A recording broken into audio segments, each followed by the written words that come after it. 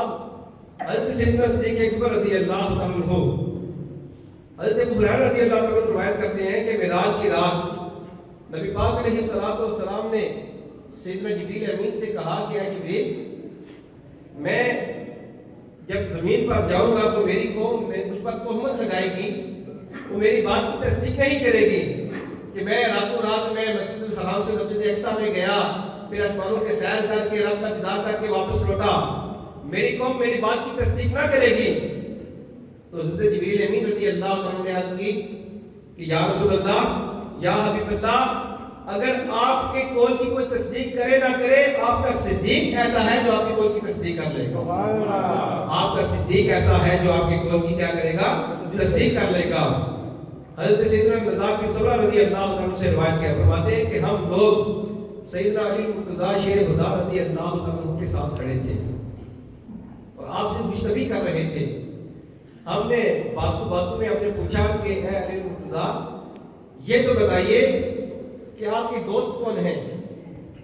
آپ کے دوست کون ہیں؟ تو حضرت علی رضی اللہ عنہ نے کہا کہ نبی پاک علیہ الصلوۃ والسلام کے سارے صحابہ میرے دوست ہیں۔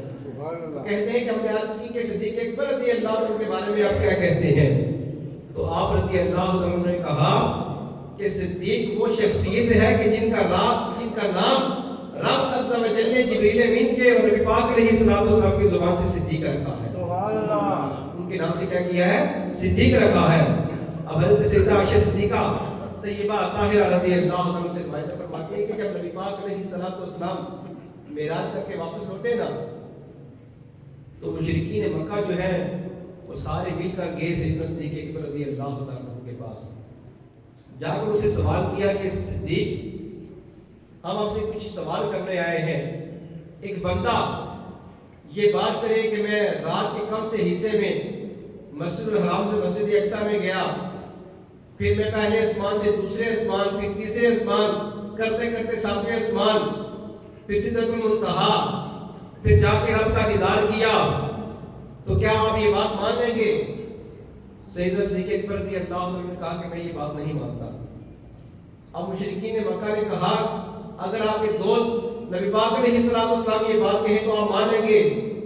تو سیدنا صدیق اکبر رضی اللہ عنہ نے کہا کہ خدا کی قسم، اگر نبی پاک علیہ الصلوۃ والسلام نے یہ بات کہی ہے تو انہوں نے بالکل ٹھیک کہا ہے۔